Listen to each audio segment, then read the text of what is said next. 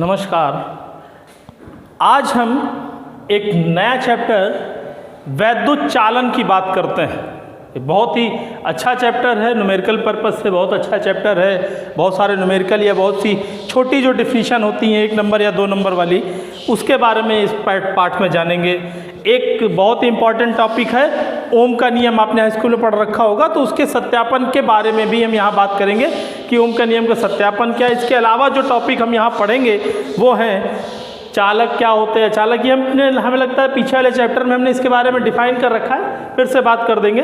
एक आता है मुक्त इलेक्ट्रॉन मॉडल क्या है, ये मुक्त आवेश या बद्ध आवेश की अवधारणा क्या है, इनके बारे में बात करेंगे हम बात करेंगे मोबिलिटी क्या होती है, हम बात करेंगे यहाँ पर विशिष्ट प्रतिरोध क्या होता है, विशिष्ट चालकता क्या होती है, वैद्युत प्रतिरोध वैद्युत चालकता क्या होती, ओमी अनोमी चालक क्या होते हैं, इनके ग्राफ कैसे खींचे जाते हैं ओमी अनोमी चालकों के, ओम का नियम क्या है, उसका सत्यापन क्या है, अपवाह वेग एक ड्रिफ्ट वेलोसिटी एक टॉपिक है इस चैप्टर में, बहुत इंपॉर्टेंट टॉपिक है ड्रिफ्ट वेलोसिटी। इसके बाद हम बात करेंगे अपवाह वेग और धारा में संबंध क्या होता है, इन सब के बारे में हम यहाँ पर बात करेंगे, छोटे बड़े मिला करके कुछ 8-9 टॉपिक हैं।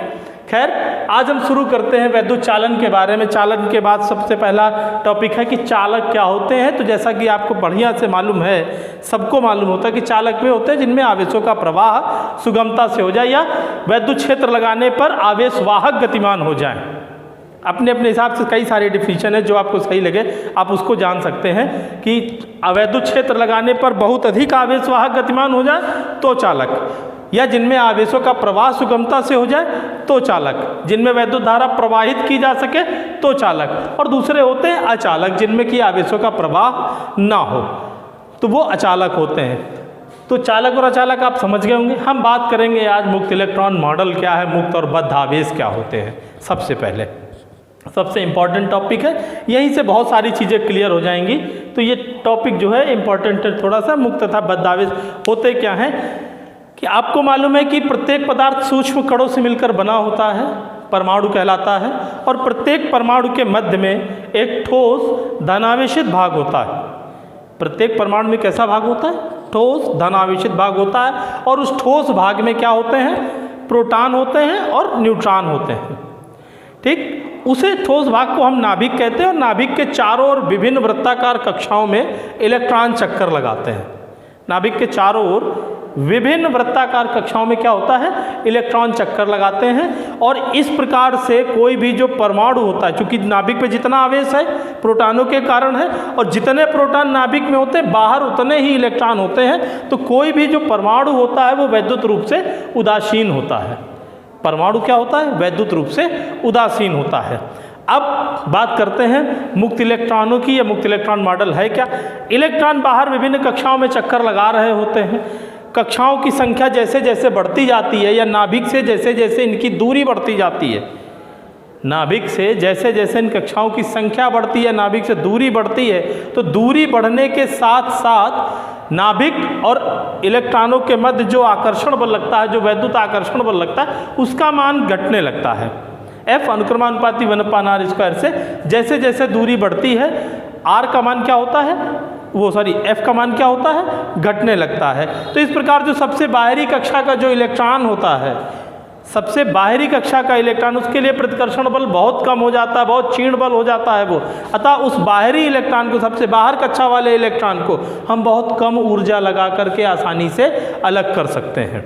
फिर से समझते हैं। परमाणु के मध्य में ठोस धनावेशित भाग, जहाँ जिसे नाभिक कहते हैं, नाभिक के चारों ओर विभिन्न वृत्ताकार कक्षाओं में इलेक्ट्रॉन चक्कर लगाते हैं, और इलेक्ट्रॉन चक्कर लगाते हैं, ठीक, और नाभिक के आकर्षण से बंधे रहते हैं। सबसे बाहरी जैसे जैसे कक्षाओं की संख्या बढ़ती है, आकर्षण बल का मान कम होने लगता है। इस प्रकार सबसे बाहरी कक्षा का जो इलेक्ट्रॉन होता है, ये नाभिक हो गया।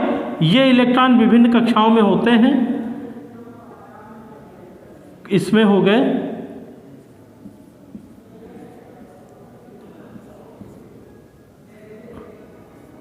ऐसे इसमें बाहरी कक्षा में होते हैं। इस प्रकार से इलेक्ट्रॉन विभिन्न कक्षाओं में बटे होते हैं, और परमाणु वैद्युत रूप से क्या होता है? उदासीन। जैसे जैसे कक्षाओं की संख्या बढ़ती जाती है, सबसे बाहरी कक्षा का जो इलेक्ट्रॉन है, ठीक, वो बहुत आसानी से अलग हो सकता है। या ऐसे कह सकते हैं कि आवर्त सारणी में जो धातु, चूँकि धातुएं ही चालक होती हैं, तो आवर्त सारणी में इनकी स्थिति इस प्रकार से है कि सबसे बाहरी कक्षा जो होती है वो अस्थायी होती हैं। अस्थायी कक्षाएं कौन सी होती हैं? जिनके बाहरी कोश आंशिक रूप से भरे होते हैं, वो अस्थायी होते हैं। और धातुओं की स्थिति वही है कि इनकी बाहरी कक्षाएं आंशिक रूप से भरी होती हैं, अतः बहुत कम ऊर्जा के साथ इनको हम आसानी से अलग कर सकते हैं। सबसे बाहरी कक्षा के इलेक्ट्रॉन को अलग करने का मतलब क्या है कि अगर हम इनको केवल पीट दें या कमरे के ताप पर ही हम इसको अलग कर सकते हैं। अलग हुआ इलेक्ट्रॉन क्या कहलाता है? मुक्त इलेक्ट्रॉन कहलाता है। अलग हुआ इलेक्ट्रॉन क्या कहलाता है? मुक्त इलेक्ट्रॉन कहलाता है। अब जहाँ से ये मुक्त हुआ होगा तो वहाँ पर अतिरिक्त धन आवेश होता है, तो ये मुक्त होकर उसी परमाणु में चक्कर लगाता रहता है और बाद में यही आवेश वाहक का कार्य करता है। माने जैसे अभी चालक की परिभाषा बताई गई कि वैद्युत क्षेत्र लगाने पर आवेश वाहक गतिमान हो जाए, बड़ी मात्रा में गतिमान हो जाए, तो चूंकि वो मुक्त इलेक्ट्रॉन है यहाँ पर चक्कर लगा रहा है, तो जब हम बाह्य वैद्युत क्षेत्र लगाएंगे तो उसके प्रभाव से ये आवेश वाहक गतिमान हो जाएंगे। यानी धातुओं में क्या होते हैं? मुक्त इलेक्ट्रॉन पाए जाते हैं। उन मुक्त इलेक्ट्रॉनों के कारण ही आवेशों का प्रवाह होता है, या दूसरे शब्दों में कहें मुक्त इलेक्ट्रॉन ही आवेश वाहक का कार्य करते हैं, जिसके कारण धारा बहती है। क्लियर हुआ? अब मुक्त इलेक्ट्रॉनों की जो संख्या होती है प्रति एकांक आयतन में, प्रति घन मीटर आयतन में ऐसे बात करें, 1 घन मीटर में मुक्त इलेक्ट्रॉन लगभग 10⁻28 से 10⁻29 तक होते हैं। 10⁻28 से लेकर के 10⁻29 तक मुक्त इलेक्ट्रॉन होते हैं प्रति एकांक आयतन में, और ये मुक्त इलेक्ट्रॉन ही आवेश वाहक का कार्य करते हैं। इसे ही मुक्त आवेश कहा जाता है। अब आते हैं बद्ध आवेश की बात करते हैं। बद्ध आवेश जो होता है अचालकों में होता है। मुक्त अचालकों में धातु जालक बने होते हैं और उन धातु जालकों में धन आयन पूरी तरह से फंसे होते हैं, जिनको कि हम अलग नहीं कर सकते। तो दूसरे शब्दों में कहें कि अचालकों में मुक्त इलेक्ट्रॉन नहीं पाए जाते हैं। क्यों नहीं पाए जाते? क्योंकि उनमें जो धन आयन है वो धातु जालकों से स्थायी रूप से बंधे होते हैं, अतः अचालकों में कोई भी आवेश प्रवाहित नहीं होता है। जबकि चालकों में आवेश प्रवाहित होता है। क्यों प्रवाहित होता है? मुक्त इलेक्ट्रॉनों के कारण प्रवाहित होता है। ठीक, वैसे तो परमाणु वैद्युत रूप से उदासीन होता है, लेकिन जब बाह्य वैद्युत क्षेत्र लगाते हैं तो मुक्त इलेक्ट्रॉन गतिमान हो जाते हैं। मुक्त इलेक्ट्रॉनों के गतिमान होने से आवेश प्रवाहित होता है। इसे ही मुक्त इलेक्ट्रॉन मॉडल कहेंगे या मुक्त आवेश की अवधारणा कहेंगे। कितनी संख्या होती है मुक्त इलेक्ट्रॉनों की? मुक्त इलेक्ट्रॉनों की संख्या होती है 10⁻28 से लेकर 10⁻29 तक मुक्त इलेक्ट्रॉन पाए जाते हैं प्रति एकांक आयतन में। और इस प्रकार के मुक्त इलेक्ट्रॉनों का जो समूह होता है वो क्या कहलाता है? उसे कहते हैं इलेक्ट्रॉन गैस। मुक्त इलेक्ट्रॉनों का जो समूह होता है उसे इलेक्ट्रॉन गैस कहते हैं। तो समझ गए चालक, अचालक और मुक्त इलेक्ट्रॉन मॉडल। धन्यवाद।